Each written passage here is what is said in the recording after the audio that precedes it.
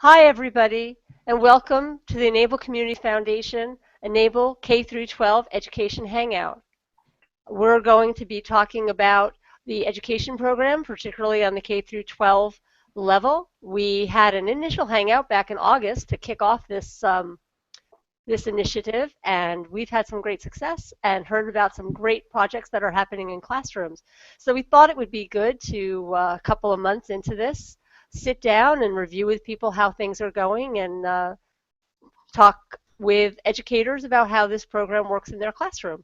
So to kick everything off, I'm going to pass this over to Rich Lehrer, who is the coordinator for this program. Rich?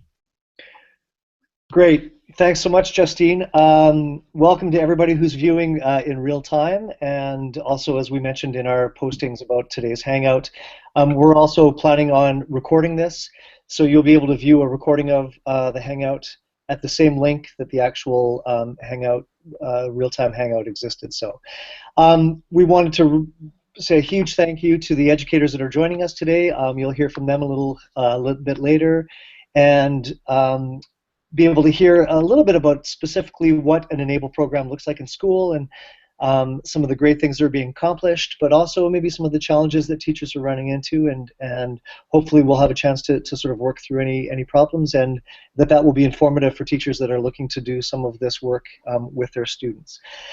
This is the second, as Justine mentioned, this is the second in our Hangouts about the education side of ENABLE, and the first one was a huge success as we kicked off our formal education initiative in the summer, and now about 6 months into it, we thought we would give a quick update on where things are. So I want to just share a little bit about the plan for today's Hangout. So I'm going to share my screen periodically just to kind of walk you through that. So as Justine mentioned, my name is Rich Lehrer. I am ENABLE's Education Exchange Coordinator. I primarily coordinate the K-12 side of things. We also have a post-secondary, thriving post-secondary community that Marla Parker coordinates. Today we're going to focus on the K-12 side of things, though.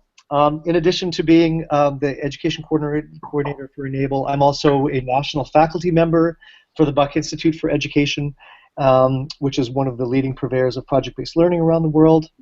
And in addition to that, I'm also an 8th grade teacher at Brookwood School in Massachusetts. Justine, do you want to do a quick introduction of yourself, too? No, I think we should just move on to the guests, who I think are a lot more interesting than I am. But I'm happy to be here to hear about all these exciting programs. I love going into schools. I love seeing what's happening. But and I just really am looking forward to hearing from these teachers. So awesome.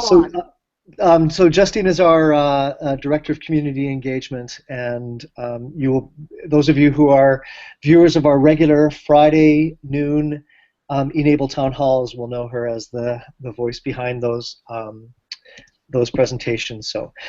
So today we're planning on addressing a number of things. We want to give a brief overview of the ENABLE Community Foundation. We want to talk specifically about what the education side of what ENABLE does looks like. Clearly we have presentations from a number of educators who are at varying points in their relationship with ENABLE to share a little bit about what's been going on and some of the things that they've discovered through ENABLE and challenges that they've run into, as I mentioned.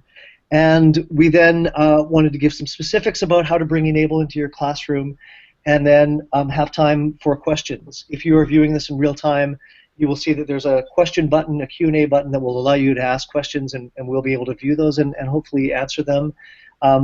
We may not just wait until the end to do that, and we may periodically break just to be able to answer any pressing questions that are coming up. So, interestingly, last night as I was thinking a little bit about this presentation, I came across an article written by a friend of mine, Barry DeQuan, who's the director of the American School in Brasilia, Brazil, and he shared an article from the World Economic Forum that was published last month. And it was just looking at economies and the job situation, making some forecasts about the types of skills that will be necessary for successful employment in the next 5 years. And as I was looking through them, problem solving, critical thinking, creativity, et cetera, I realized that there was so much about involving e-NABLE in the classroom that actually gives kids experience in these sorts of skills.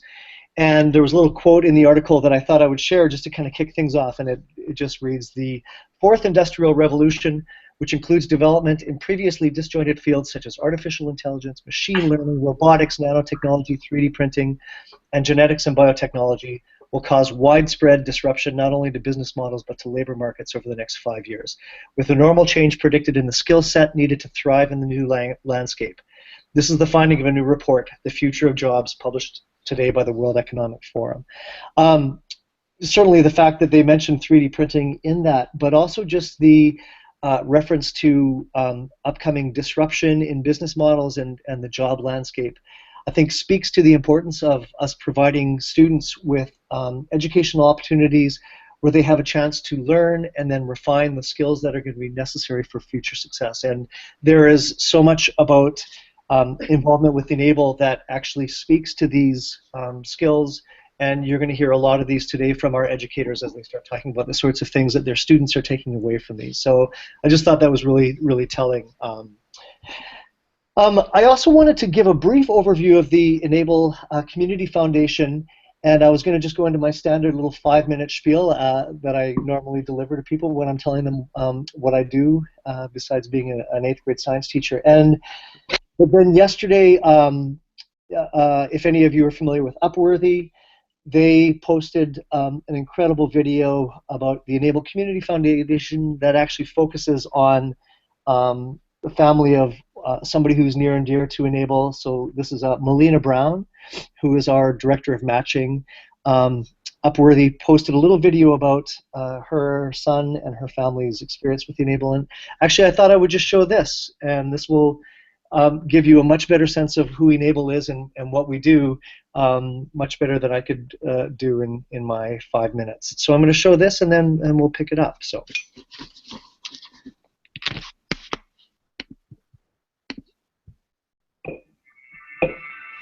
We're all the same people inside, but we may look different.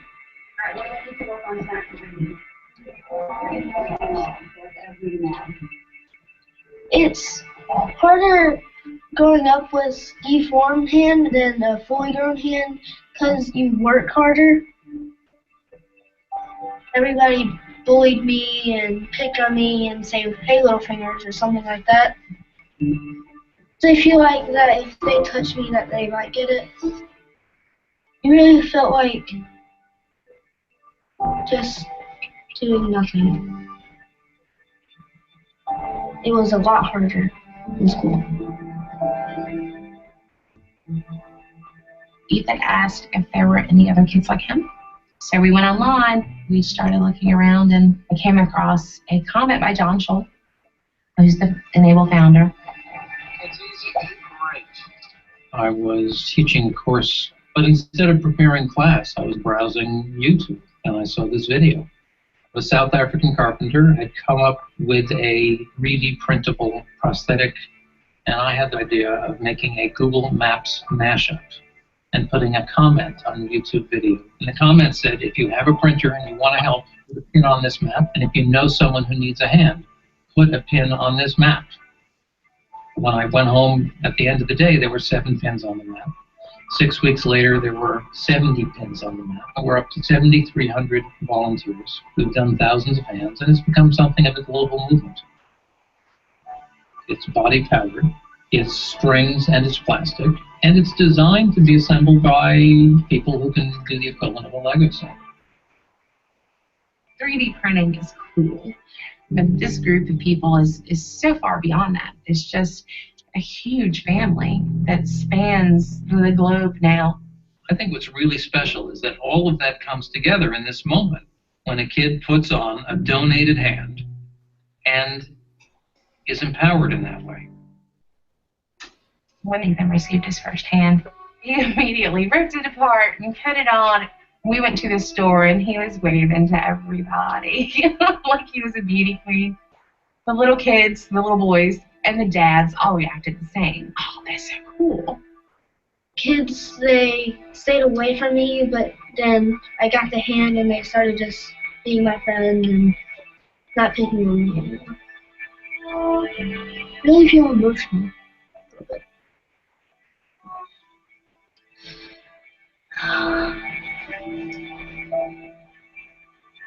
Every time you give one of these devices to a kid, they look at it, put it on, say, now bend your wrist, and they'll look up, give you the smile. So it really changes the way kids feel about their unusual feature. I think every parent goes through the moments of what can I do to make this better? How can I make this right? And you have those moments you want to fix your child. But you have to realize your child's not broken. There's nothing wrong with them.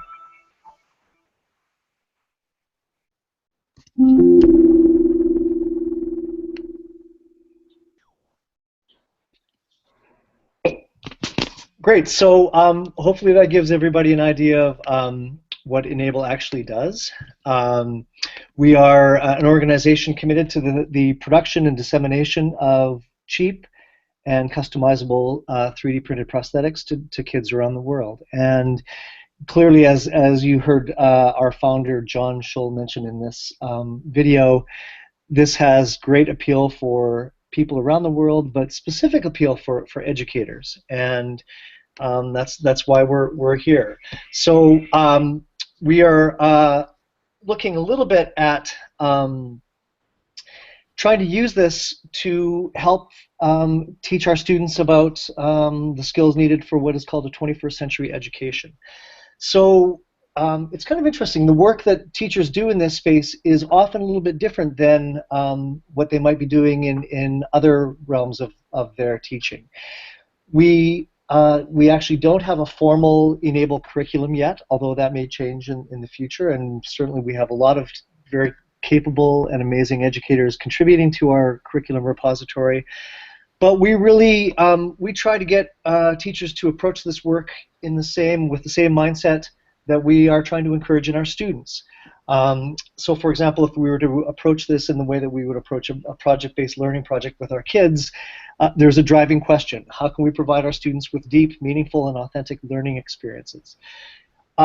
Sometimes we hear from teachers that they kind of wish that we had a little bit more of a formal curriculum and lessons laid out, and we like to say that with the open source and the crowdsourcing of not just our devices but also of our educational resources, that there's great opportunity there.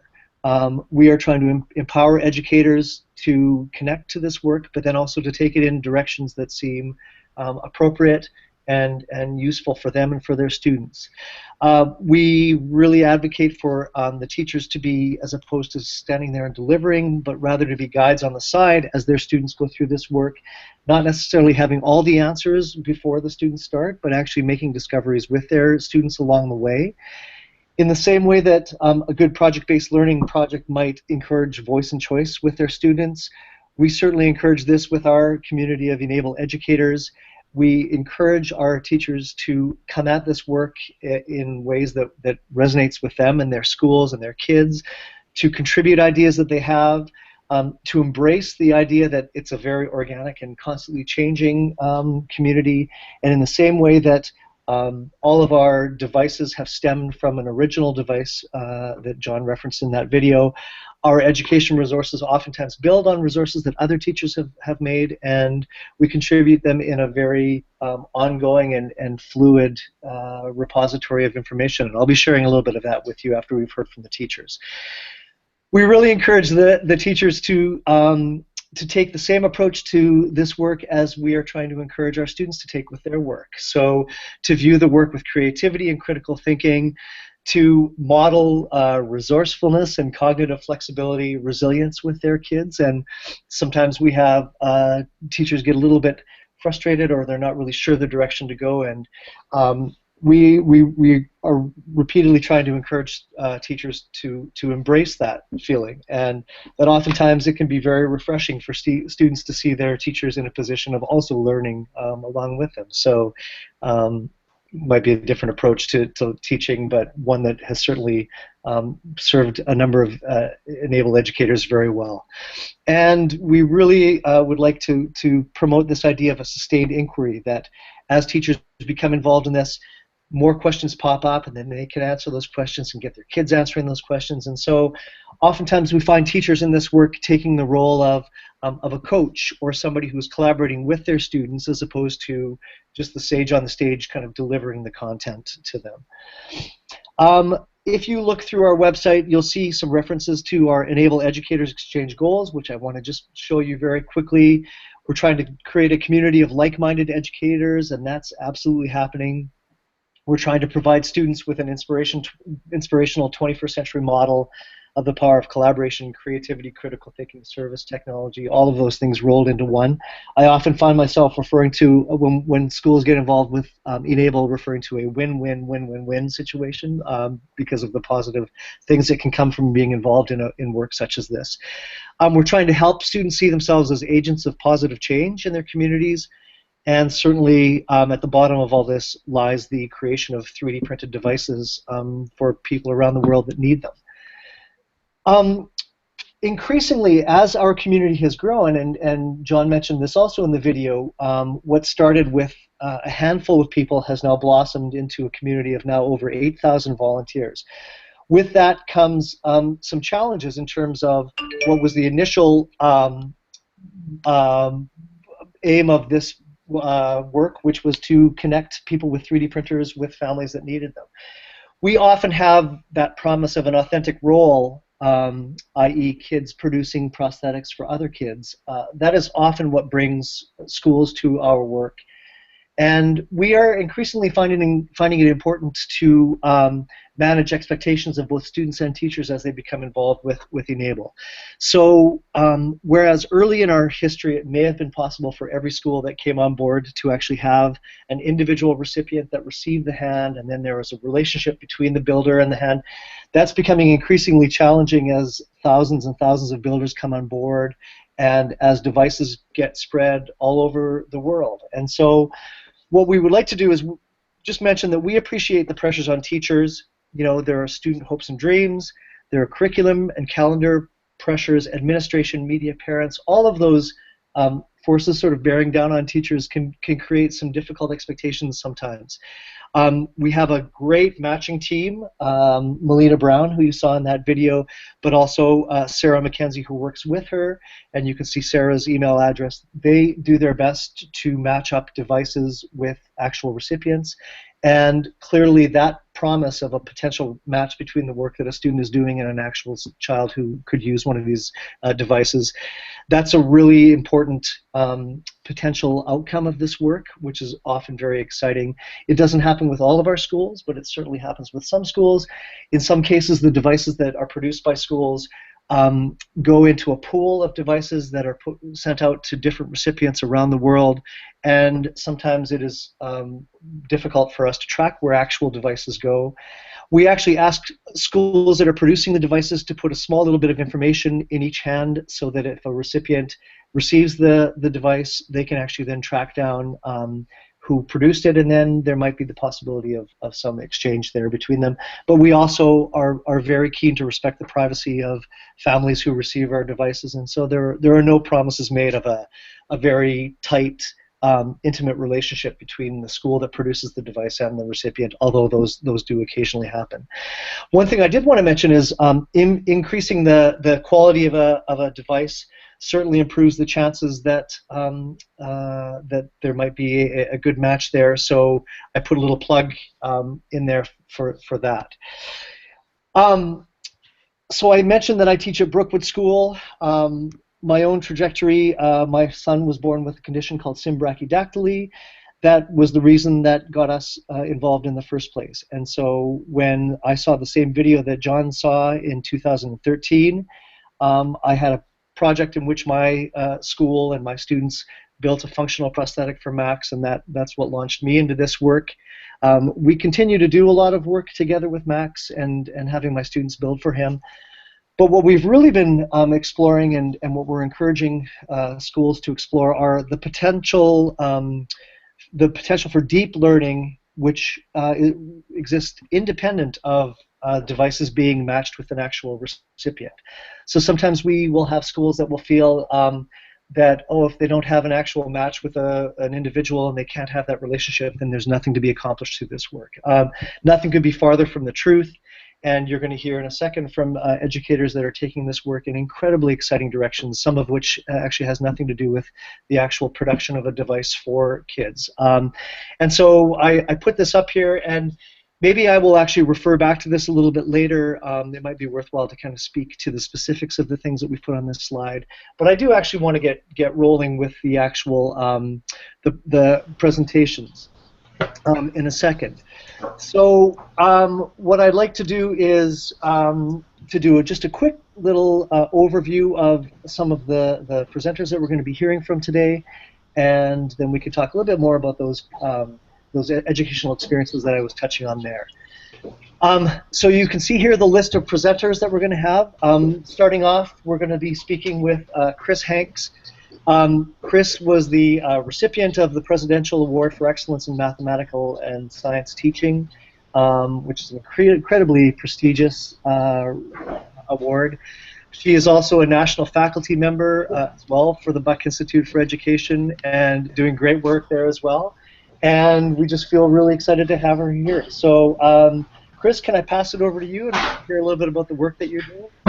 Sure, that would be great. I'm glad to be here. I'm coming from Maryland, Anne Arundel County Public Schools. I work with our STEM programs in elementary, middle, and high schools, and we're lucky enough to have 3D printers in all of those schools.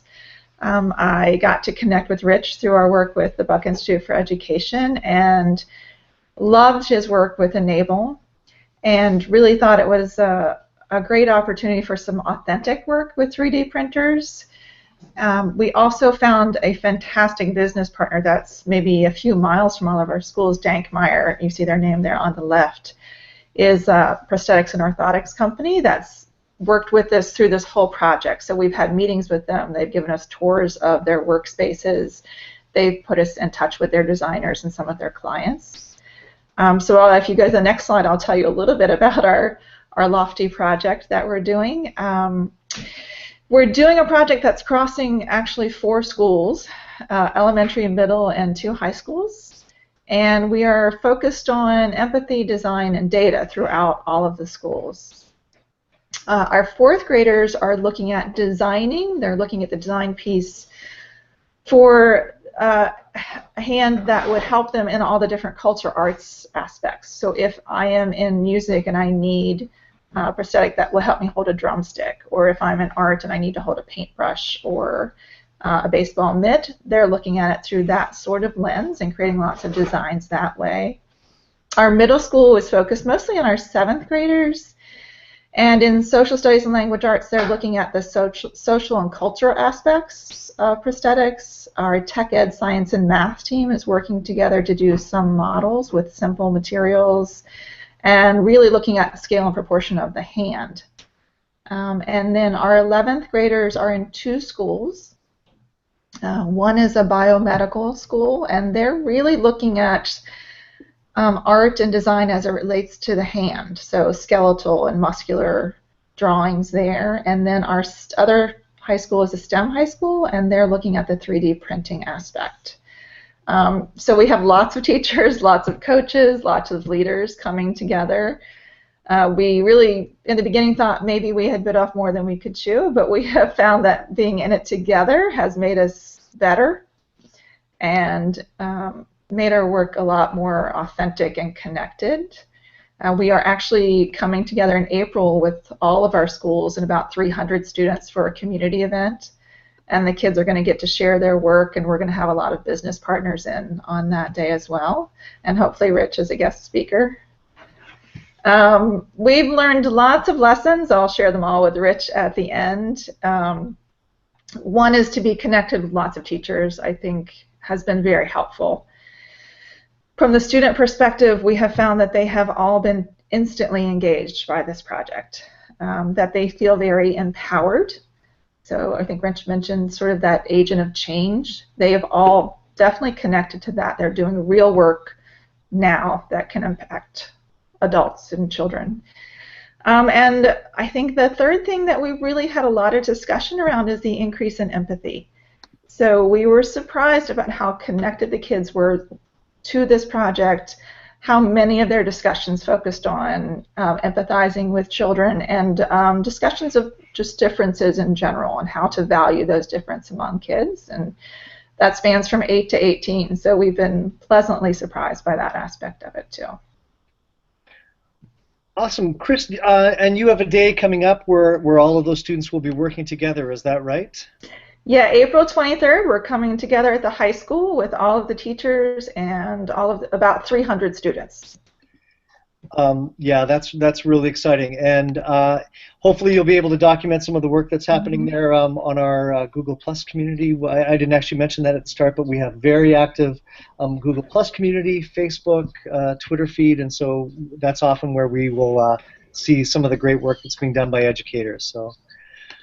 Awesome. Thanks a lot, Chris. Really appreciate you taking in time. Unfortunately, Chris has to leave us to run her twins' birthday party, but we really appreciate her being able to come and join us for that short time. So. Yeah, anytime. Thank you. Oh, our pleasure. Thank you. And I'd like to add to all our educators that there's always an open invitation to come to the weekly town hall to talk about what your students are doing in the classroom. That takes place on a Friday during the school day, so we're always happy to see your students as well.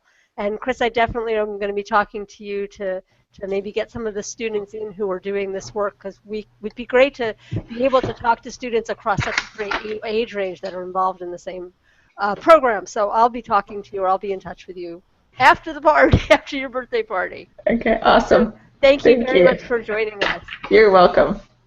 Great. Actually, that's a great lead into our next presenter. So we run a weekly town hall on e-NABLE featuring things in our community. Certainly education takes a prominent place in those presentations. A number of our presenters today were actually featured in those. I want to introduce Jeff Spivey. Jeff is a teacher at Captain Nathan Hale Middle School in Coventry, Connecticut, and has been doing some great things with his students in 6th grade. So Jeff, can I pass it over to you to talk a little bit about the work that you've been doing? Sure can. Great, and I'll share the slides so people will be able to see some things about what you're doing there. So, take it away. All right, so my name is Jeff Spivey. I am a challenge and enrichment teacher for the Captain Nathan Hale Middle School as well as the high school.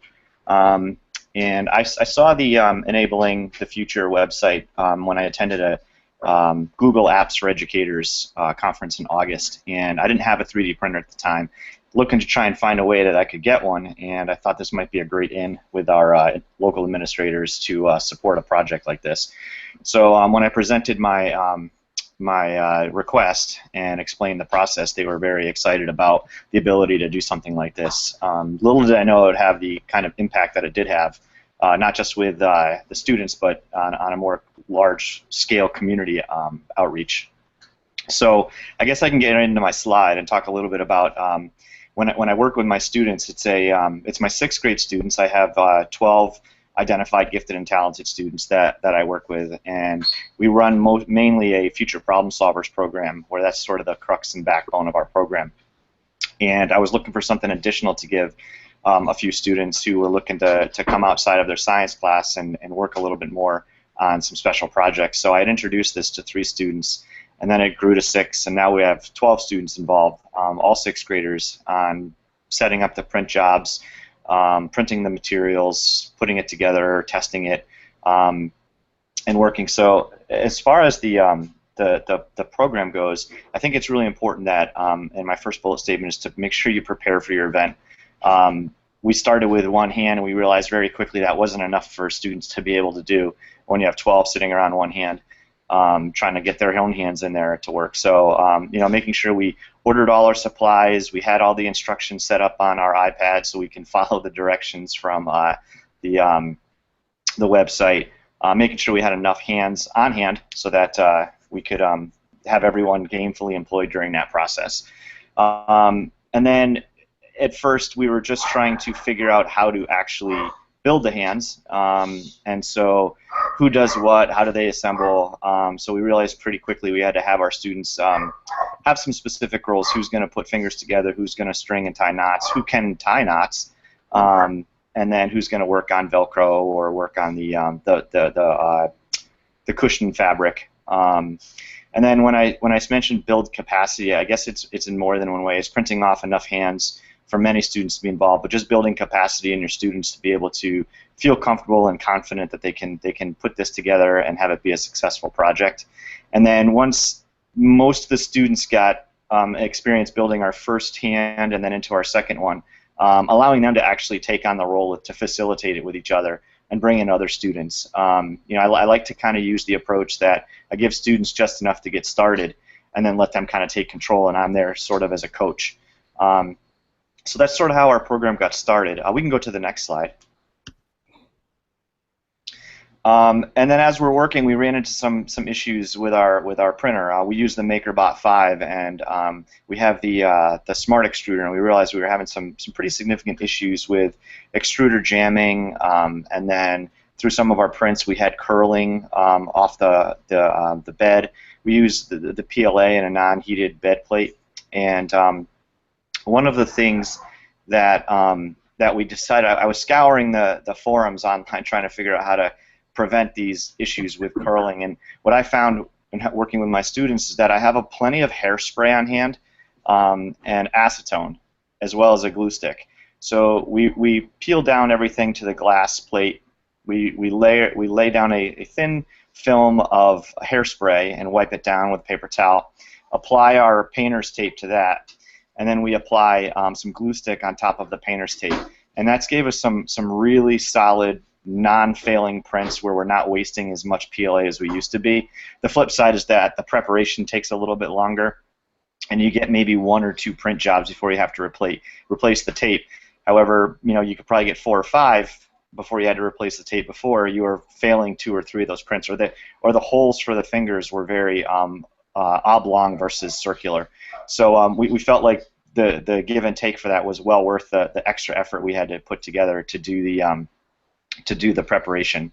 The students love testing and retesting the hands. They love taking them to their science classes and showing them off to students. They've actually been used.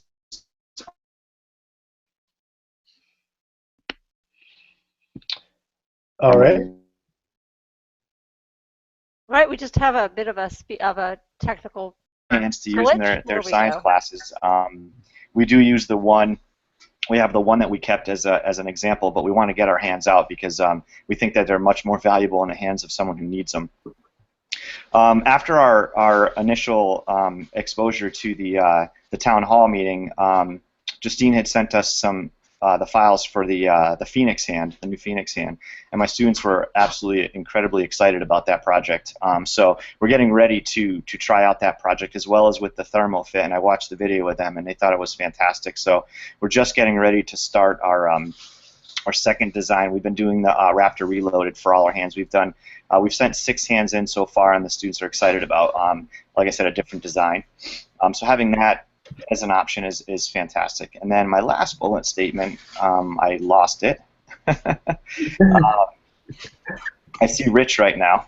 Yep, here it is. It's back for you. There we go. All right. So I think a really important component of our program is getting our project publicity. I actually stumbled upon having the exposure through our local news station, Fox 61 News, and I think that's might have been where the people at e-NABLE, whether it's Justine or Melinda, had seen our broadcast from Sarah Cody, who's does a Mother's Minute broadcast, and she was actually working on another story in our school and had met with me and saw the printer printing a hand and kind of asked me, what is that? And then I started to explain it. She said, I need to do a story on that.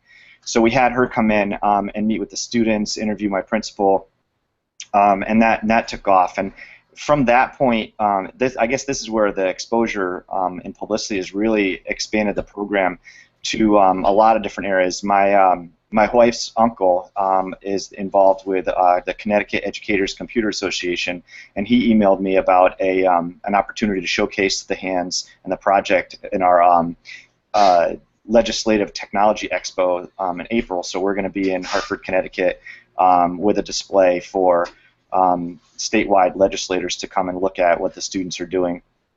And as well as our local community in town with our Board of Education, our town council, and the students are very excited. And I think when I talk with people, the thing that they're impressed with the most is just the way the students feel how important it is that they're giving to someone. They're not doing it for any specific recognition themselves. They're doing it because they feel like it's an important thing to do, especially for children that they can in a way relate to, being a child themselves. So we're really excited about that. And one of the things I'll just mention too is that currently, unfortunately, we have a situation in the town that I work in where our challenge enrichment program is under a little bit of some scrutiny by our local politicians, and they're looking to decrease budget funding for schools. And unfortunately, if that happens, then our program might go away.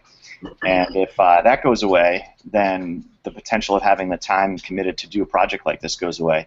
So we're really excited to have our students come in and speak to the town council next week and really present the real world application of our program and how it's helping others. And it wouldn't be possible without the cooperation and the work that we've done with e-NABLE this year. So we're excited to have had this opportunity, and every little bit is helping our program. So. Thanks so much. Actually, that piece of putting kids into advocate and spokespersons for your program, that's often that's a piece that we often find schools incorporating in there. And again, just something beyond just the building of hands, that ability for kids to argue for something like that and present awesome stuff. Sorry, Jeff, we lost you a little bit in the middle there. That created some funkiness in your presentation, but I'm sure anybody who had questions would be able to track you down and ask them. So thanks again for being involved. Before you go on, Jeff, you said that you were, this will just to show how the collaborative nature of what we do works. Jeff, you just mentioned that your students are excited to start working on the Phoenix hand. One thing that I've just we've just completed a new assembly manual for the Phoenix. I field tested it yesterday with a group of high school students who are at a magnet school, that they're older than your students. So I'm going to ask you if your students would be willing to do the assembly following this guide and give us feedback on what could be better described, what how that manual worked, which will help us improve it for other people to use. Absolutely. We're going to start printing that hand this week. So if you wanted to send that to me, we'd be happy to do that. That's great. That's great. I'll be in touch about that. Okay, Rich, I'm sorry. Back to you. Yeah, no, I wanted to introduce Terry Yamamoto Edwards. A huge shout out to Terry. She's coming to us from Honolulu, Hawaii, where it is 6 hours earlier. So she was up early at the crack of dawn on her first day of her spring vacation to present to us. So Terry is a high school teacher at the Punahou School in Honolulu and is a relatively new addition to our e-NABLE family, but has some great perspectives on what it's like to launch a project. So take it away, Terry. Hi everybody, aloha. Yes, I'm a science teacher at Punahou School. It's a private school with 3,700 students, so we're a very large school. And I am new to e-NABLE. I'm very excited to have discovered this foundation and this website, all the resources. And I also am excited just to meet all you guys because I feel like I found my people. I've been very enamored of this entire project and the power that it has. So nice to meet all of you. I have two slides. So the first slide walks you through, so anybody can go back and look at this slide. I just tried to lay out the basics of how I structured the lesson for my anatomy students. These are 10th through 12th graders.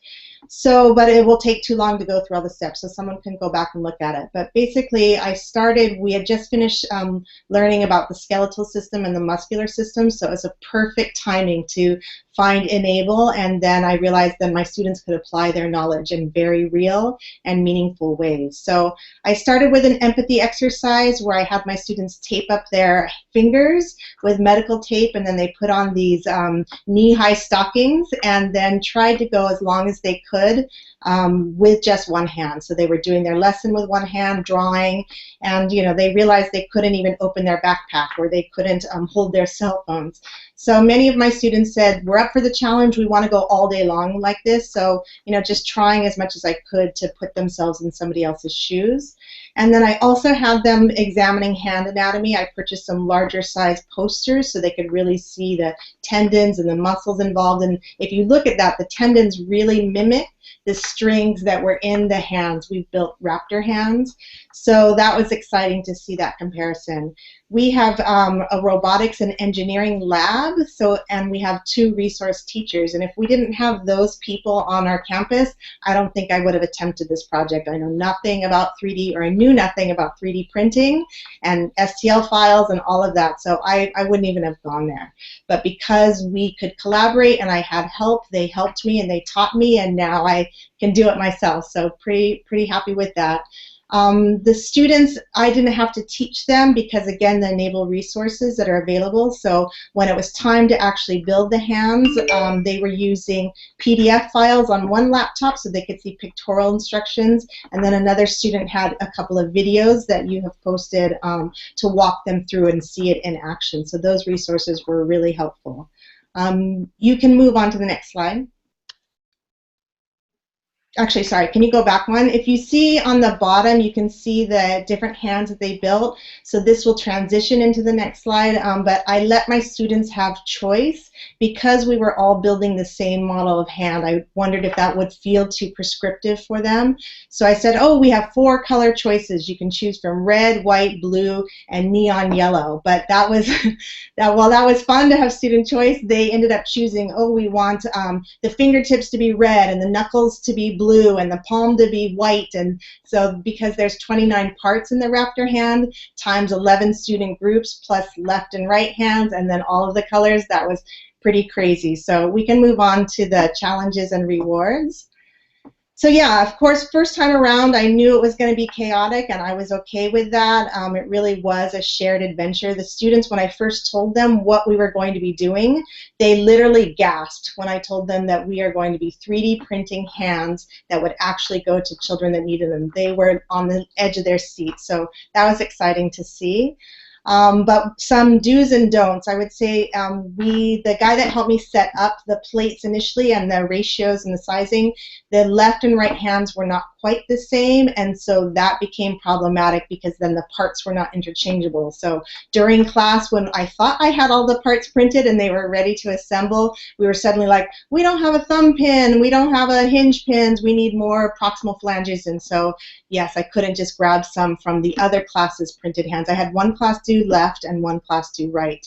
So that would be one thing I would suggest. If you're doing both left and right hands, print them the exact same size. We were definitely pressed in time for printing. I had 2 sections of students, and so we were going to have 11 groups of 3 students. So we had the 2 printers going 24 hours a day for 7 days in preparation. And so again, I thought, okay, we're set to go, we're ready, but then because I gave student choice in the colors, then we were trying to print on demand, and that's when we ran out of time because it was like, wait, 18 hours for 2 red palms? We don't have 18 hours before tomorrow, so let's split the job and do like fingertips on this one and 1 palm on this one, and that time pressure was crazy, and I ended up going to school at midnight one night and then 5 a.m. in the dark the next morning. I was scared to go into our library in the dark by myself, but my students could appreciate that adventure.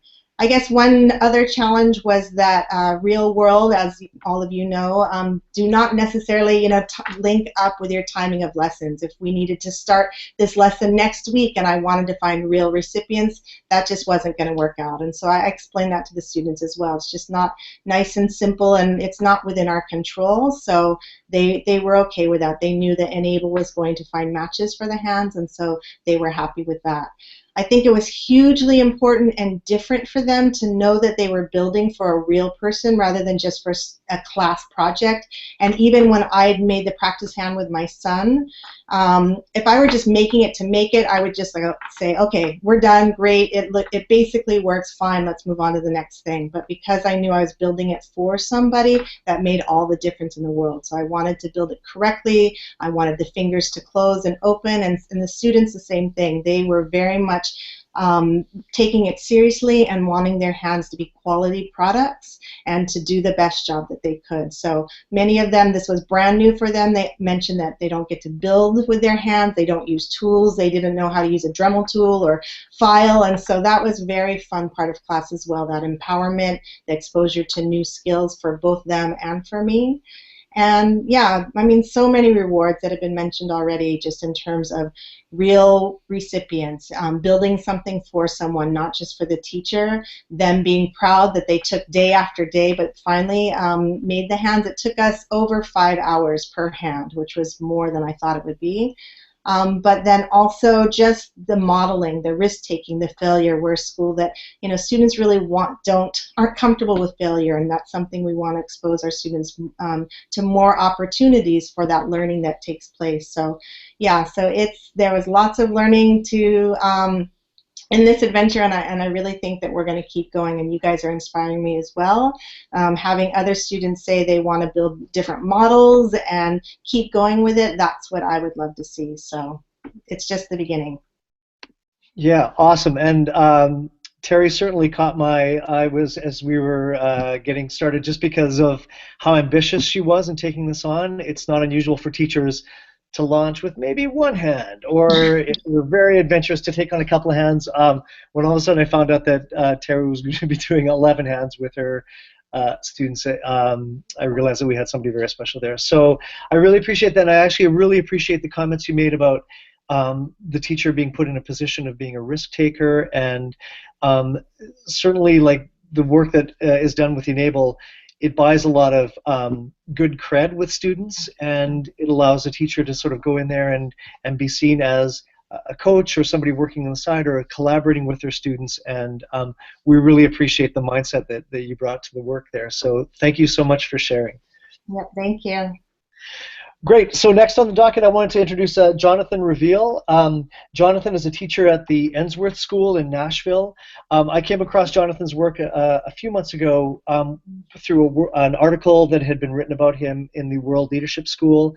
And the interesting thing about Jonathan's work is that he's been doing units with his 7th grade students on prosthetics, but not incorporating 3D printing. Doing some of the real sort of deep learning material, just about getting his kids to think empathically, and also then do some actual makerspace building. So we thought we would bring Jonathan in just because he has real great breadth in terms of the work that he's doing, project-based learning with his kids, and also just the idea of using more conventional materials. So Jonathan, let me pass it over to you. Great, thank you very much. That's a rather humbling introduction. So my name is Jonathan Reveal. I'm a middle school science teacher at the Ensworth School in Nashville, Tennessee. And really kind of what I want to just point out is my background is kind of a woodworker, is my hobby, and so one of the limitations we have at our school is we have 2 printers, but they're out at our high school at a separate campus. And so kind of going into this project, I was like, well, I don't have a $10,000 printer. What can I possibly do with this component? And one of the things that we study in the 6th grade is the human body systems. And so we've always done an activity called our tennis ball picker-upper. And what we would do is we would teach like a couple of body systems, skeletal muscle, and incorporate skin, and then at the end of those kind of standard units, we would say, hey, let's build a tennis ball picker-upper, where we give the kids a week on their own, they come in, they build the tennis ball picker-upper, and we're like, great, awesome, next process, and on to the next human body system. And so what we wanted to do was to really say, how do we take that kind of opening challenge and then ultimately develop the design and the redesign process? Because if you wanted the kids to kind of look at something and how would you take it to the next level, how would you design it? And so we really kind of incorporated that into this process. And so after they did the tennis ball challenge, we then met with engineers to kind of get a sense on like how you might build something, because a lot of these kids had never had the opportunity to work with materials before and to have a handsaw or to use a coping saw or to use a screwdriver and to build and things of that nature. And what we began doing is then looking at how would you design a prosthetic hand. And one of the things that we really brought in was some student choice, was to allow students the opportunity to make some decisions on what they were designing the prosthetic hand for. And what we decided to do is, instead of kind of developing a traditional hand that was, you know, a generalist in all kind of fields, they began looking for what would you need if you were to play a particular sport. And what we ended up with was students picking a variety of sports. Now, my background is a climber, and so I was like, ooh, maybe they'll do climbing. They had no interest in that. What they ended up doing was picking up hockey as one of the sports that I didn't expect them to be passionate about. And one of my students is a travel hockey player, and he was really excited about being one considered an expert in this area about what you needed to do hockey. One of the things we were able to do was there's a local hardware store down the road, and we were able to take the kids to the hardware store after they had met with their engineers, redesigned their hand and paper, met with their sports experts, redesigned their hands on paper a second time, and then ultimately the hardware store was all about not necessarily buying general materials, but buying specific materials for their projects. So I had a lot of kids going in and looking for springs that they were interested in, or hinges that they thought might work for their project. And then that allowed them, and then from there we launched the build process where you can see the kids building their projects and putting it together. And what I'll do is move on to the next slide, Rich, and kind of talk from there. What we ended up having was football, basketball, soccer, hockey, and softball. And it was really interesting to see the design process for the students was softball in particular in the far right. They initially were hoping they would build a hand that would be really good for both batting and throwing. And what they found when talking with their sports expert was when he was describing how you throw a ball, they realized they didn't need 2 fingers. They only needed 3 total. And so that changed their complete design. And so they ended up designing a hand that was really good for throwing and ground and fielding ground balls, but not necessarily good for holding a baseball bat. And so that worked out great because they knew in playing a game they could easily change another hand for a different hand would be for that component of it all. And it was really kind of interesting as they met with their experts as they began to realize some of the major challenges for designing for their sports. Hockey needed to have something that could grip and hang onto the stick, but at the same time needed to have a wrist that would flex. Soccer was an interesting thing because we were like, well, the whole entire game you can't use your hands, and so what the students realized that they needed to develop a hand for a goalie. And in talking with their sports expert, they discovered that one of the ways that a goalie really protects the actual goalie, that protects the actual the goal is to punch the ball away. So in addition to developing their hand, you can see this blue base, they had to develop a hand that was really sturdy where they could punch a ball away, but ultimately had fingers to help stabilize that process. So it was a really interesting process to watch them go through this design process over and over again as they were running the challenges, learning about their sport, and ultimately learning about the human body system and kind of tying that all together. The last 2 I'll talk about in particular was basketball. There's that risk motion in shooting a ball, and so when they were discovering they had to do that, and what they found was that they had it flipping forward but not coming back. So the addition of a spring then ultimately going onto a rubber band was huge for them to get that motion to happen naturally going forward and coming back. And then football was my favorite because they had this most ambitious design with multiple fingers and hands. They talked to one of our former students who had played college football, and he had talked about needing padding on a hand, on a palm, and so they were working and trying to design on that. And so in their design, they ended up having a big basket with some rubber bands going across so they could end up stabilizing and catching it and all that process.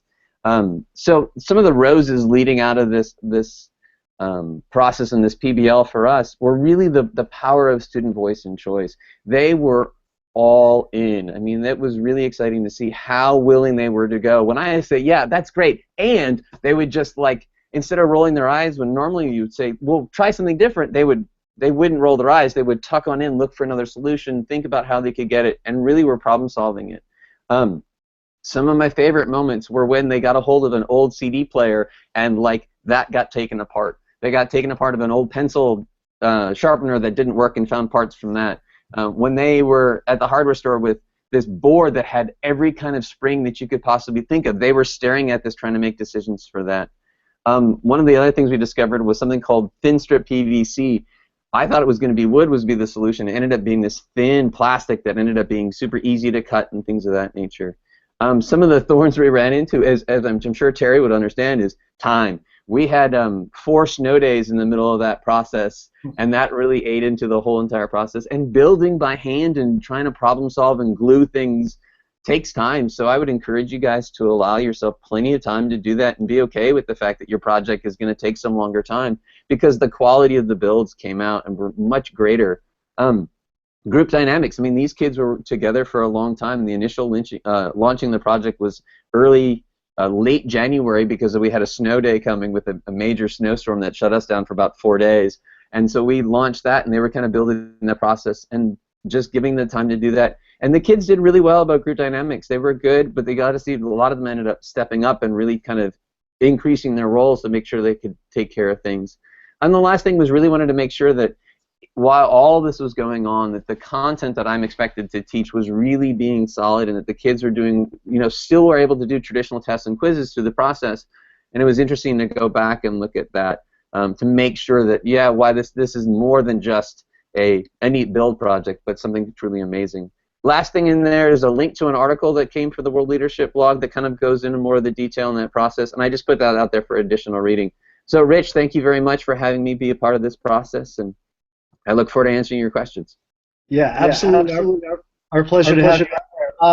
So one thing that is sort of reflective of the kind of interesting synergy and things that happen with this community. So now I've got my students printing off some 3D printed components that we're going to ship off to Jonathan and his students. And so even though they don't have a printer, they can then start to tie into the actual 3D printed side of this work as well. And I would imagine they will come to that work with a much different perspective than students who just sort of launched into the 3D printing as well. So really excited to be connected with you. I think especially your comments about connecting the work to actual content, really interesting, and just to take a project-based learning approach to it too was really cool. So thank you so much for that. Before you go on, just a professional prosthetic socket, which is the part of the prosthetic that's not the hand. There's this terminal devices, which is what you call the hand, and there are people who design specific terminal devices for particular functions so that people can screw them in. They screw right in and out with a standard bolt, and you can swap them out for whatever the activity is that you need to do. And the foundation just launched a challenge to have people design 3D terminal devices, and the thing is that we are looking specifically for sports-related terminal devices. So I'll send you a link to that, or I'll put it up on this document. Your students might be very interested in that.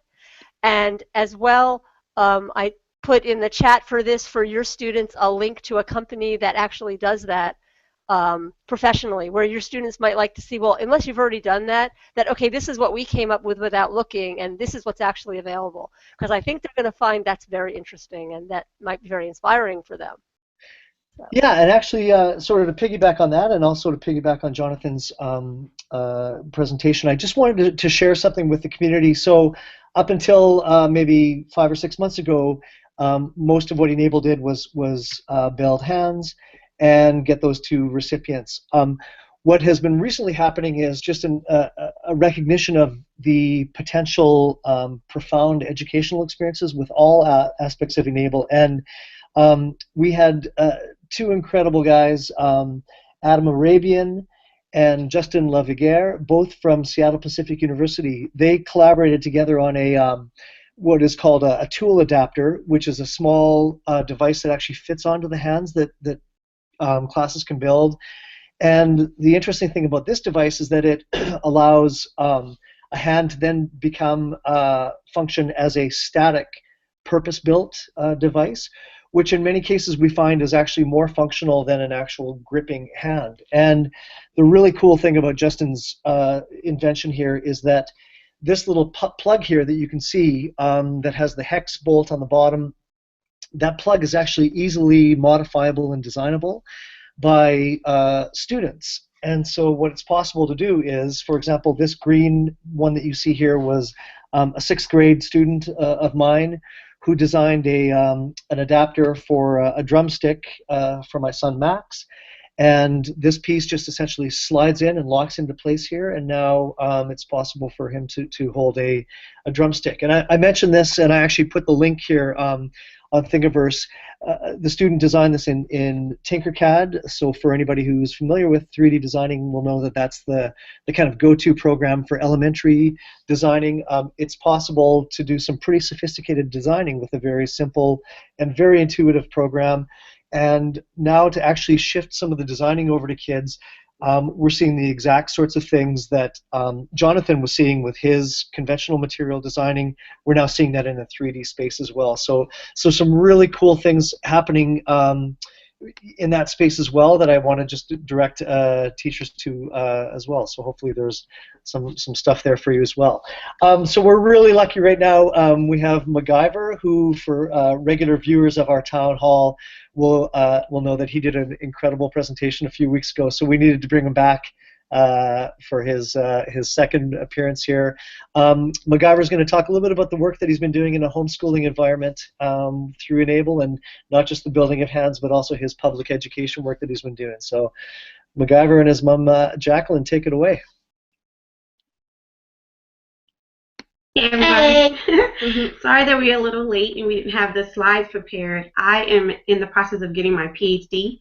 So all last week I was in finals, so I'm just coming back to the land of the living because I've just been knee deep in papers and PowerPoints and pulling out my hair. But we're excited to be here. Thank you so much for the invitation. We can share our screen if that will work and show you guys some pictures or whatever have you of the work that he's been doing. But just to reiterate how we got into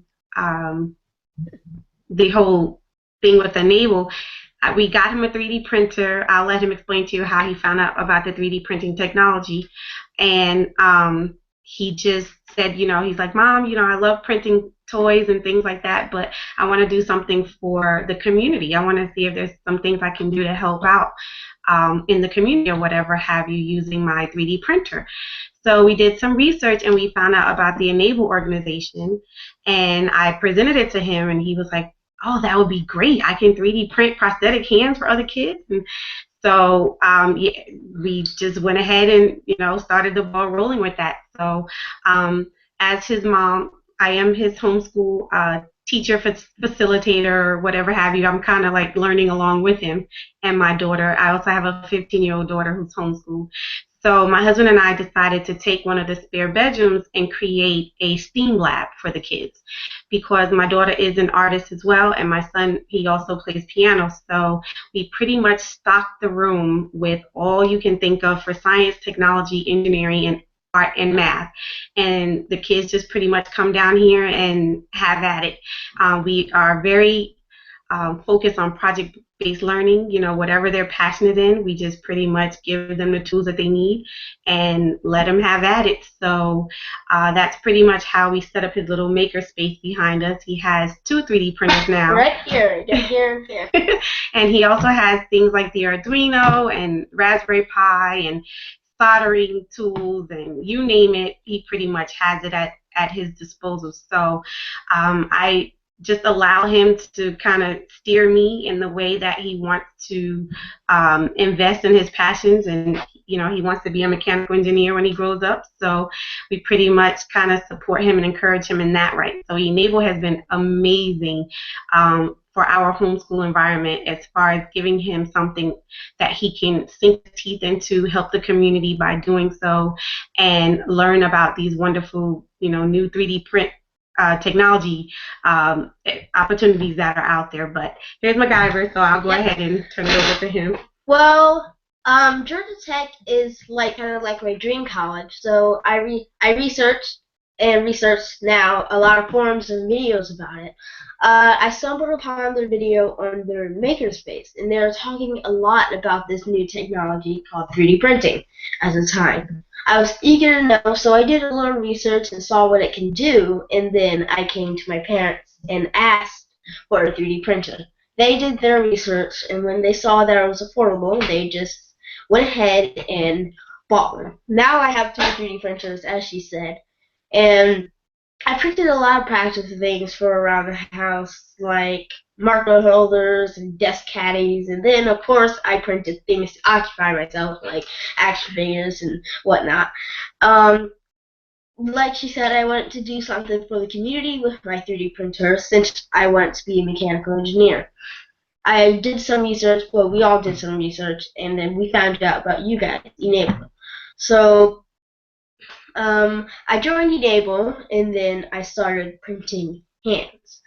I got people, including Co-Create and Chris Craft, to send me hands to assemble. I had a nice amount of hands, so I got with a small group with my local 4-H, and we came together to assemble a hand. We didn't assemble all of the hand, but we will be continuously getting together to assemble these hands. I think you guys are getting together during the spring break. During the spring, yeah. Mm-hmm. So we'll have a spring break assemble hand party.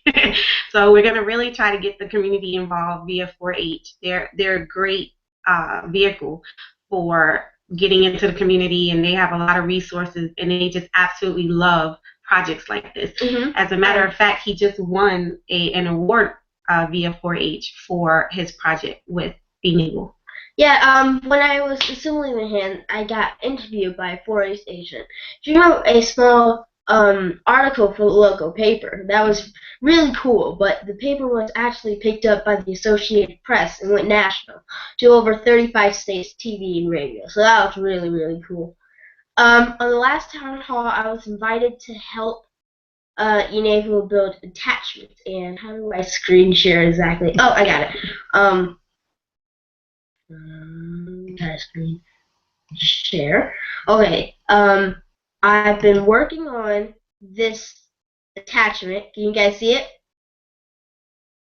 Great. It's actually a shoehorn because I thought of it when I was wearing my Darth Vader slippers that I got for Christmas, and they fell off. So I went to grab it and put it back on, and I realized, what if I didn't have that hand? It would have been much more difficult to put it back on with only my foot, or twisting my back to get my other hand over there. So I started designing this shoehorn to fit on the e-NABLE hand. So I have some pieces here. This piece, I can get closer with it. There's supposed to be like a Velcro strap that straps around the hand and connects to this dowel here. I also put my initials in it around here. And then this dowel clicks on, not clicks on, but it fits into this spoon type thing that I based it off of a wooden shoehorn that I found online. So that's what I've been working on. I also have an idea. On another attachment that will clip onto the finger of the raptor hand reloaded. It's going to be, I saw this boy, he designed his own hand, well, someone else designed it for him, and he had a bunch of attachments to do daily tasks. One of the attachments was a Lego thing, so I love Legos. Me personally love Legos, and without a hand, I guess it'd be more difficult to use Legos. So there's going to be this piece that clips onto the finger where you can attach Legos to it. So that was one of my ideas, and I thought that would be pretty cool for all the kids out there with their hands. Awesome, you guys. Thank you so much for sharing that. If viewers to this Hangout, if you can take the enthusiasm of MacGyver and multiply it by hundreds and thousands, you'll get a sense of the responses from kids who come to this work. So I'm so happy we were able to get you guys to come back to feature on this. Thanks a lot for sharing both the work that you're doing, but also the passion for this. And I'm sure everybody like me feels like I have no trouble seeing you as a mechanical engineer down the road. So that's cool that you're taking us in that direction. So thanks very much.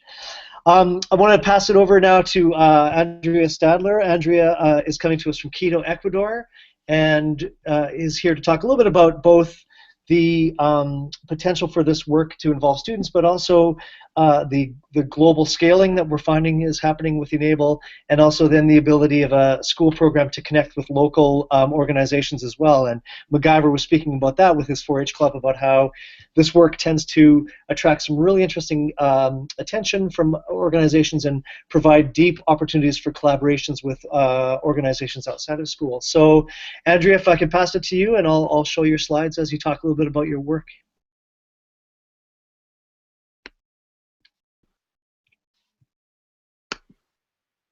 Okay, so I'm Andrea Sadler, and I just arrived to Quito. I'm from Quito, but I've been away for 22 years, and I came back to work at the school I graduated from.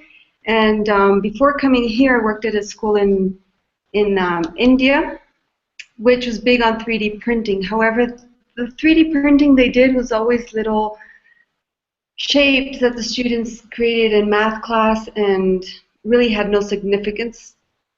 And I kept on posing the question, well, if we're going to show them how to use 3D printing, we need to show them that it's to make tools and to make something with them. But it was very hard to get that message across to them. When I came here, I was very fortunate to meet someone who works for ROMP. ROMP is Range of Motion Project. It's an organization, an NGO, that creates prosthetics for people basically in Guatemala. They have their biggest one, and they've started here. They also have a center, I think, in the States. But I met one of the guys, and I explained to him my idea, and he was willing to work together with us to create prosthetics for the students. But originally, the idea was for students to see that 3D printing is for a good cause and not just to print out little toys. So I brought this idea to the school, and I was asked to teach design thinking.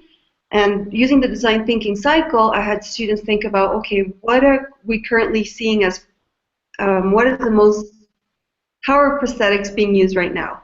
And they looked at the old models of prosthetics and the disadvantages that it costs a lot, and it takes a lot of time to make them.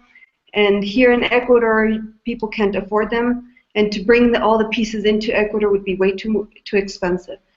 So then I showed them ROMP, and they looked at the organization, and we had them come in as experts to talk to our students. The video that's there on the slide collates all the different pictures from going to visit ROMP coming to our classrooms. And the one girl, Diana, came and she taught our students how to use Onshape. And that was a big breakthrough for our students because they realized that it's not that complicated, and all of a sudden they felt empowered to be able to create something. For some reason, coding is not taught in our school, and these type of things are always seen as way too difficult and for only smart people. So when they were able to create a gear and just a pulley and Onshape, they realized the potential and what they were able to do, so that got them really excited.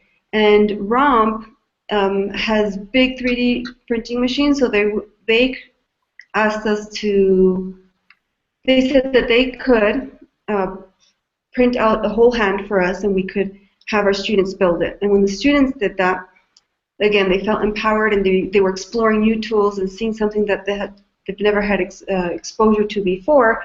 And then they asked us, well, what are we going to do with this hand? And again, someone from ROMP shared with us e-NABLE. And we looked at e-NABLE, and we looked at the different things that e-NABLE has to do. And when we got in touch with e-NABLE, they were wanting us to ship the hand to them. But then our students also said, well, that's great, we can ship our hands there, but what about our community? We've built that here, and there's a need here, so why don't we do something with our community? And so we communicated with Fundación Hermano Miguel, which works with people who need prosthetics. And that's the one in the middle triangle there. ROMP is also kind of working with them, so we're trying to figure out where do we fit in and where do they fit in this whole thing. And also we want to ensure that the quality of the hands we're given are good quality. So we're trying to figure out how does e-NABLE verify that it's a good quality hand, and how does Hermano Miguel feel about the hands we're giving to them. But our students were very interested in going. The other reason why the students wanted to have someone local is because they saw the potential of redesigning hands in order to fit someone's need. So if it was someone within our community, they could go and interview them and say, okay, well, what do you do, and how can I make this hand one that fits your need? Because I told them if I were able to have a hand, I'd love to have my knife and forks at hand, you know, and not have to always go and find them. So they were thinking about that too. So we're trying to figure that part out, how to get our hands to the people in Fundación Hermano Miguel using ROMP. So all the 4 people we're working with are there on the slide right now. And we presented this project a couple months ago to the high schoolers. We just shared, okay, this is what we did in design tech, this is the hand. And from there, the 3D printing club came up. 12 students came up and said that they'd be interested in building hands after school, learning Onshape and how to use Onshape, and then how to redesign hands. And so our school is right now part of the GIN. I don't know if you guys know this, but it's a global issue network community. And we found a way to put this club under this network. Yeah. Is there anything you want me to add? No, Andrea, that was fantastic. I'm sure people will have lots of questions, especially the work that you've been doing, connecting your students to organizations in your community, and we really appreciated also your willingness to sort of launch into this idea of being able to find recipients locally. And one thing that we haven't really touched on today, but this potential for this work to really spread globally is challenging our existing structures of having the matching come through our U.S. office. And so what we're hoping to do is, as more, especially schools, kind of lead the charge in terms of a global expansion of this work, the work that you're doing in terms of helping your students to connect to community, find recipients, that's going to break some incredible ground for other schools. And so thank you so much for the work you're doing. I should also mention I had a chance to Skype in with Andrea's students, and it was great to meet with them as well. And that's something that all of us in e-NABLE are more than happy to do, is actually to connect with students to provide some context and also pose some challenges and get folks to think of things in a different way. So Andrea, thanks a lot for connecting from Ecuador today. We appreciate your involvement. I wanted to just piggyback before we get to Joe Farrelly, and Joe's going to talk a little bit about his great work that he's been doing with our college chapters. I wanted to share a slide that I really quickly showed earlier, and we're certainly seeing lots of examples of this. The idea that e-NABLE brings to a classroom so much more than just the building of a device for an actual recipient. And clearly, as you've heard these educators speak, that's one huge component of this, that kids get the feeling and they are actually aware that they're building something that matters, and quality matters, and completion matters, and empathy matters. And that's a huge piece of what we do. But as you're hearing these teachers speak, there are so many other things that can be brought to a classroom through e-NABLE work. And I wanted to just re-show this slide before we turn it to Joe. Joe's going to talk about kind of the next step as we head through our K-12 education into college. But these are sort of a list of things that we're seeing schools do. Certainly the building of hands. We're seeing a lot of schools wanting to print the full spectrum of devices that we have there, and then doing different tests of them. We have a number of schools who have realized the importance of building a demo hand that is a large mock-up of the hand that kids at the school can actually put on and use. And in the case of my school, my kids did some 3D designing of a little bar that goes across there that allows somebody with a full hand and full fingers can actually use the hand and get a little empathy about what it's like to have to use one of these devices. We've heard about the school community education piece. We have lots of kids doing presentations to full school, but also to boards. The education of the larger community around not only the devices that are being built, but the conditions that cause such devices to be usable and needed. We have a lot of schools that are involved in the production of education materials. We're seeing some really cool projects with language teachers that are turning the production of education resources over to students to produce those, and we need tons of those to be able to spread around to schools around the world. So we love to see schools embracing that piece. Certainly the curriculum integration, taking the ENABLE programs and connecting them to what's already going on in a school in the different disciplines. Using ENABLE as a chance to integrate different disciplines. We're seeing great potential in that work. Over to the other column, we have a lot of schools that are tweaking the aesthetics of it, so personalizing devices, either the superhero motif, or we've seen Star Wars motifs and frozen hands, and really cool things that students are doing with the design. As I mentioned in my conversation about Jonathan's class, we have a lot of need for the printing of just the actual pieces and the components for the hand kits, and so that can actually be, those can be sent to our matching department too, with Sarah and Melina to actually send those pieces off to schools that don't have 3D printing. We are just at the beginning of exploring some global collaborations where schools in the US and Europe and now in Central and South America are partnering with other schools around the world, and I love to see the GIN network there as a possible way that the project can be used to allow schools around the world to collaborate. We're seeing the need for translations of different resources, so user manuals and videos translated into different languages, a perfect chance for world language classes to have an authentic and real experience for their students. We heard about field trips that different classes are taking. Chris talked to us about the trip that her students took to the Dankmeyer labs, and we're certainly hearing about kids going to prosthetics factories, but also to engineering colleges to see what they do. I threw on there the limitless arm testing. So we are just in the first stages of having the potential for a good arm design that has now been posted to our community, the devices page. That's called the Limitless Arm, and we are looking for groups to test those, print them off, test them, not only for functionality, but also for ease of printing and ease of assembling. And so that's a role that schools could take. We're seeing lots of schools, primarily high schools, but the odd little middle school in there, starting to incorporate some electronics or microcontrollers into their hands. As Andrea was just talking about, the empowering of schools to go into their community and find recipients and make the connection and learn how to navigate those waters to actually make connections with local groups that are providing services for children with upper limb differences. That's some incredible real-life learning that's happening there. And I just tagged a final one, some extreme problem solving.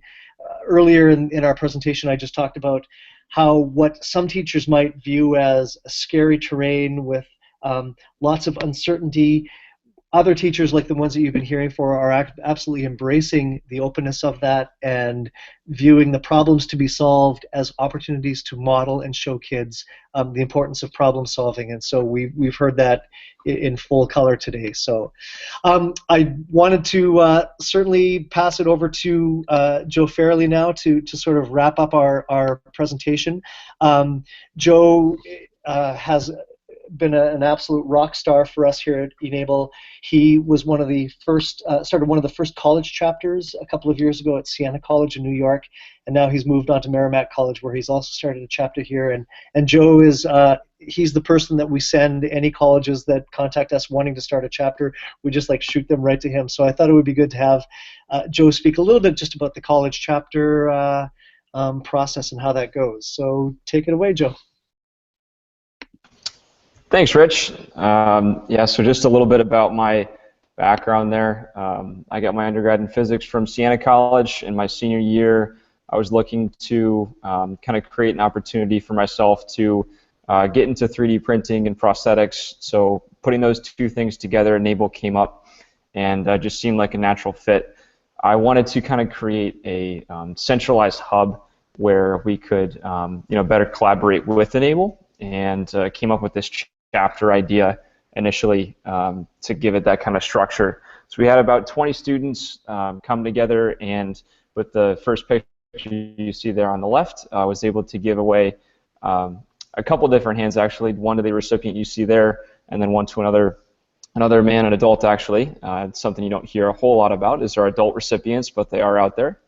After our initial establishment there at Siena, because it was my senior year of college there, I was going away the next year, so I made sure that it would then follow up the year after with someone following in my footsteps to keep that chapter going. It is currently still going on. They have about 20 students still working on hands and arm designs right now with one of the recipients. So it's good to hear that they're still doing great work. Currently, I'm at Merrimack College getting my master's in exercise and sports science. I created another chapter in Merrimack just because I wanted to see this continuation of the chapter's idea evolve within the e-NABLE Foundation. And here you see in the middle there our first recipient right before Christmas. Went out to St. Louis and actually had the opportunity to deliver that to him as well. So it's a great opportunity really to have this kind of one-on-one interaction with the recipients. Also getting their feedback is a huge part of what we're trying to do with this establishment of the chapters. Right now the chapter establishment process is in a very infant stage. We do have up on the e-NABLE Community Foundation website a section for chapters. I just want to read a short little blurb from there so you kind of understand what I'd like to accomplish by creating these chapters. So for schools, colleges, and universities that wish to establish a chapter of the e-NABLE Community Foundation at their institution, by doing so, those who are involved with the process are volunteering their time to give those in need a helping hand, just like we've described before. But this official affiliation allows the institution to formally invite volunteers to come together to provide 3D printed upper limb devices to those who can benefit from them. Although many volunteers and organizations work with the UCF and e-NABLE informally, creating this formal affiliation facilitates the adoption of best practices and common standards. It improves the communication and support structure and should also, in the end, benefit through the sponsoring institution and the participating students and beneficiaries of the upper limb devices fabricated by the chapters. I kind of envisioned this as aiding in the matching process as well by creating this this international network and national network of centralized hubs with these UCF volunteers. So with that being said, I started to look around the area to see what other colleges, universities, and high schools alike were involved in this sort of thing. I wanted to bring them together in a bi-weekly meeting and to see if we could, bring our minds together to see what problems we were having, see, how we could better help people establish their own chapters. Currently, we have 15 different colleges, universities, and schools involved. I'll read off a quick list of right now who is in the that chapters meeting. That's Merrimack College, Siena College, UMass Lowell, Worcester Polytechnic Institute, Penn State University, Bucknell University, Duke University, SUNY Polytech in Utica through their FIRST Robotics group, the University of Florida, the City College of New York, University of Houston, Alabama State University, and we just recently had a high school group come on to us from Arizona through a Boy Scout group as well. So we do have this idea that it is centralized around colleges, universities, and other schools at the moment. We're working on different kinds of affiliations for groups that are outside of colleges, universities, and other schools. So we'll be looking for that soon. One thing I did want to note on was the kind of outreach we do within our chapters is really to, like we were talking about today, get out to the K-12 levels of education. So at the beginning of this school year, I reached out to my high school in Saratoga Springs, New York, through their Project Lead the Way course, their senior design course. It was engineering, design, and development. And again, with the project-based learning idea, they come together to, with a group of about 16 students, to come up with different projects that they're going to undertake throughout the course of the whole year, the whole school year, and to analyze a real-world problem and come up with a solution to it. So I proposed to them that they should, take the e-NABLE hands and arms designs and see what they could do with them, print out some test hands, and analyze, different things about them. Some of the things that they're highlighting right now are trying to improve the designs with their grip strength. They've created 3 different prototypes for with the grip, looking at the grip strength, looking at opposable thumbs, and other aspects of it. They've met with 8 different medical professionals, including occupational therapists, certified prosthetists, as well as went to the Helping Hands conference just a couple months ago to kind of give themselves a better idea as far as some of these people they wanted to see for themselves, and because they don't currently have a recipient, they wanted to get that kind of empathy feature. They did see a couple different e-NABLE recipients there, which was nice, and I believe got to talk to Rich as well a little bit about more about how they could get involved with e-NABLE. Currently also working with 2 different high schools, one local here within the Lowell, Greater Boston area, really, Pentucket High School. They're going to be looking within their biomechanical design class at altering 3 different Raptors and Raptor Reloadeds to see how they can, again, better the designs. One other school that we're looking into creating this relationship with through the E3 STEAM is Galway High School in upstate New York. So again, it's all about our college chapters. How can we give back to our surrounding community with the younger kids and get them involved within the e-NABLE organization? So that's the kind of outreach I'd like to really push within the chapters. Here on the screen you see kind of the basic outline of how to become a chapter, who can become a chapter. There's the link for the page online through their website. Some of the different components that are being altered right now, it's kind of a work in progress. We're still adding things and making the wording just right for some people. Basically a signed declaration, just basically saying that you'll adhere to the guidelines within e-NABLE that they've already set out. An institution agreement, making sure that the institution that you're at is actually going to be receptive of you bringing in this e-NABLE group and there being a direct collaboration between the two. And then coming up with a mission statement. You want to have some sort of input as to making it personal for your group right along with the e-NABLE guidelines and mission there. So if you have any questions about how to build a chapter, you can email the chapters at enablecommunityfoundation.org or myself directly through the foundation at jfairley@enablecommunityfoundation.org. One event that I would like to highlight that we have coming up here on April 10th, if anyone is located in the Northeast, at UMass Lowell, we will be having a regional meetup with chapters on the 10th from 12 to 5 p.m. That's going to incorporate some talks between the chapters that we have local in the area, as well as bringing in a couple of the high schools that we have reached out to, and trying to incorporate some of the 3D printing companies to get some more sponsorship and show the kids, the higher-end printers and different kinds of printers and how to print and how to assemble a hand. So that's going to be at that event, and I can later post a link to that event if anyone is interested in it. All right. Thanks.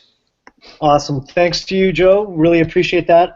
Just a shout out to Joe. He participated in our summer hangout, kicking off our education initiative as well, and we ran into some tech problems when Joe was presenting his piece. So it's nice to give you a chance to present unimpeded by some tech glitches there. You did a great job. And just as we've seen with all our presenters, Joe's a perfect example of when somebody's empowered to do great work, what can be achieved. And Joe's absolutely just taken this idea of college chapters and run with it.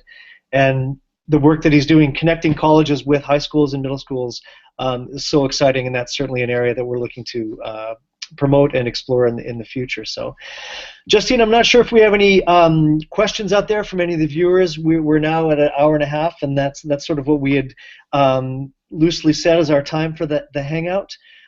If not, I wanted to just do a quick run through the e-NABLE website, the education page, just so that people have an idea of how to head forward with this. Okay, we have a couple of questions. I'll go through those real quick. In particular, Heather Walpert-Gowron, who is an educator in California, who is doing actually something very interesting. She was at our town hall a couple of weeks ago. She's bringing e-NABLE into her classroom, but she's doing it through English and language arts with English as second language students. So we're very interested in watching what she was doing. We had hoped she could be here, but she couldn't. She'll probably be at a town hall in a couple of weeks. But she asks two questions. She asks about mentor groups between colleges and elementary and high schools. And yes, that is something we're definitely looking at doing. And Joe talked about that. And what else? She's got another one. She said, is there some way for donated hands that are great exemplars to be sent out to classrooms that are just starting out? We're looking for examples of prints and assemblies that the kids can touch and move. And I can answer part of that in that we are looking at putting together an FAQ that talks about, it's almost done, it talks about what the common problems are with hands that get sent out, and we'll include some videos. I had not, as of yet, thought about maybe sending some things out to the classroom. I will see what we can do about that. That's certainly a possibility, and it's something that I would like to look into. She also asks if we can include the Twitter handles of any presenters so that people can follow their progress and process. Anybody who has a Twitter handle and is tweeting about their project, if you send me links to any of your social media, I will put it on comments for this event, so anybody can pick up and copy that. We had another question from Heather who said, and I think it was probably our first presenter, so Chris isn't here, but someone else, and she asks, do you focus about scale and measurements when you're in the early parts of the process, working with your first few prints, or you just work towards a solid print quality in the files that are already available at places like Thingiverse? So those of you who are just starting out with your first prints, was your focus on worrying about scaling, or is it just getting that first solid quality in your prints?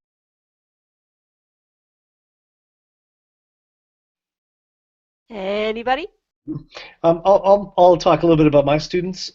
So what we were finding was the smaller the hand, the more challenging it was for kids to build. And so when we first started out, and we wanted to just have the kids meet with success, we were printing some just larger scale, 120, 130%, so that they could just refine their technique of feeding through the cords and the bungees, get some success with knot tying and things like that, and then as soon as they kind of crack the nut that way, then it was easier for them to do some of the smaller hands that were being asked for. So. Yes, we did 130% hands with a group of students yesterday, and that's a good size to work with. 100%, it can be real fiddly to tie those knots and do some of the stringing that's required on a Raptor Reloaded. So I think that if you want to avoid frustration with your students, that starting with a slightly larger hand to start out is a good idea. That basically wraps up our questions, except for some greetings from some people. So if you want to go through stuff on the website, Rich, that would be great. Yeah, great. So we often have teachers that come to our work asking, how do they actually find the files and how do they get started? So let me give you sort of a 5-minute blast of what our website looks like and how to navigate it. So this is our enablecommunityfoundation.org website. Occasionally we hear from teachers some confusion about the websites that are out there. So in fact, it is not unusual for teachers to come across 2 different websites affiliated with e-NABLE. One is enablingthefuture.com. That is the website of Jen Owen that runs independent of the e-NABLE Community Foundation. And Jen does an incredible job of profiling the stories of both people building for e-NABLE, but also recipients of e-NABLE hands. And so anybody who's looking for the stories that are affiliated with the work that is being done with e-NABLE, that's a great resource. The website that I'm showing you here is the enablecommunityfoundation.org website, which is the actual website affiliated with the 501c3 foundation, e-NABLE Community Foundation. And you can see the banner across the top here has a number of different links, including the designs. If you were to click on any of these designs, it would take you to the files that you can just click on and access and then print directly from this website. I had made a very brief reference to the Unlimited ARM earlier as one of the first ARM that is really meeting with some success in terms of functionality and printing. So that's what I was referring to there. If you continue to go across here, you will come across our Get Involved page. For builders that are not affiliated with schools or builders that are affiliated with schools, we usually have them register as a new member by clicking on the Build a Hand, and that takes them to become familiar with our basic instructions on how to build hands and some of the criteria for hands, and so that would be a place to go if you're actually ready to start building hands. What I wanted to focus on, though, was the link that we have to our Enable Educators Exchange. And on this webpage, you will see that it's written in a very sort of linear way: get informed and connected, start making, and then connect your students. I want to stress that this is not a linear process at all, and in fact it's not unusual for us to hear about schools that just went ahead and started downloading the files and making the hands without ever becoming part of Enable. That's a completely legit way to go about this. We also hear about schools that are already connecting their students and teaching them about Enable without either having made or become members. And so, although we've presented this as a 1, 2, 3, it is not necessary to follow it in this linear way. In terms of getting informed and connected, I mentioned earlier our Google Plus community and all of the questions that teachers come up with. If you were to post it here, we now have 8,027 members.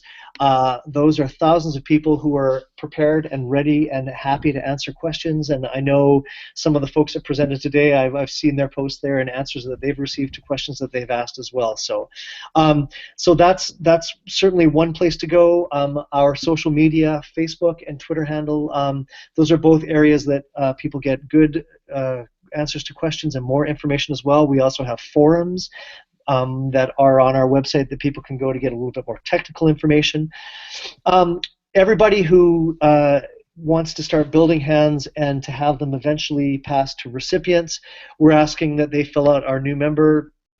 They follow the new member link here, the Build a Hand link, and as you follow that, you will come across our new member form that I'm clicking on right here, and this essentially guides everybody who wants to build a hand, school or otherwise, through the process of building a test hand, sending it in, having it evaluated, and then moving on to building for actual recipients. In addition to that, this link here has a number of different directions to take for the actual building of hands and to start the making. So we have links to different organizations such as 3D Universe that produce kits that have the hardware. Many of our schools go ahead and just independently find the screws and the Velcro and the bungees to build, but if somebody's looking for all of the materials in a very tidy little kit, they can access this link as well. We have informational instruction videos and websites about how to build some of our hands as well. I had mentioned earlier that schools have a role to play in terms of helping produce instructional materials and educational materials about the building of hands. So here are some examples of some of those that schools will sometimes follow.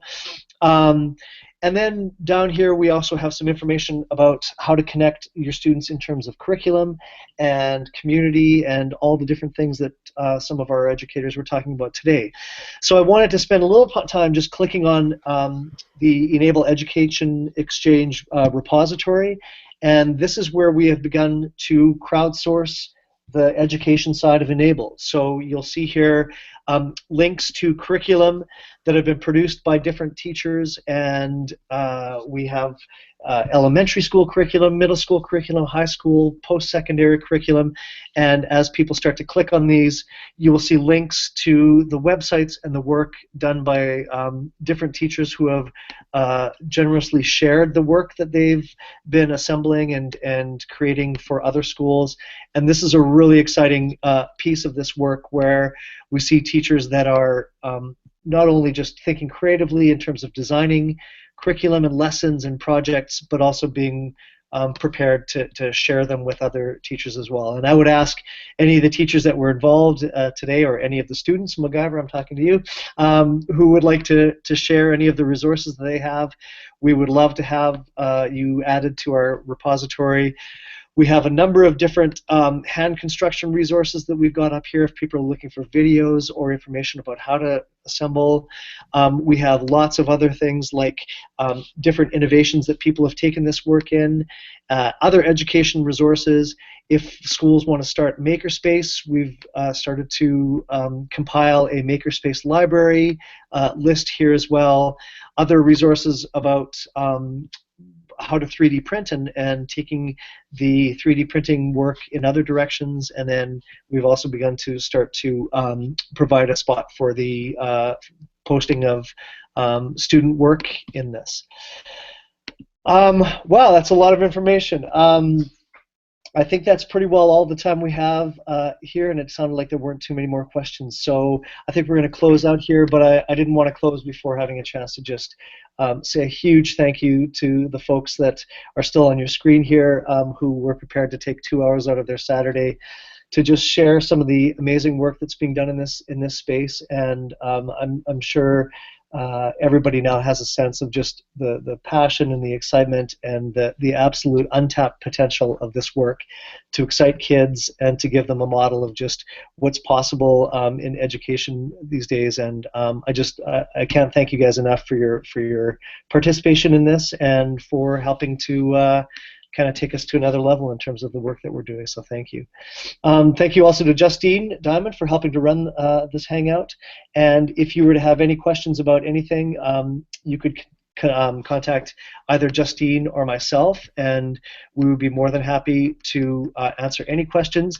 As Justine said, we run a weekly town hall in which the purpose of the town hall is to focus on all sorts of things that are happening in our e-NABLE community, but certainly education often gets top billing on those just because people love to hear about what's happening from the education side in our community. I thought I would really quickly just share my contact information as well as Justine's contact information, and if anybody who's watching this either in real time or watching the video recording afterwards had questions, you could absolutely reach out to either Justine or myself, and we would be more than happy to answer your questions. Thanks again, everybody, for your participation, and we'll see you in our next one.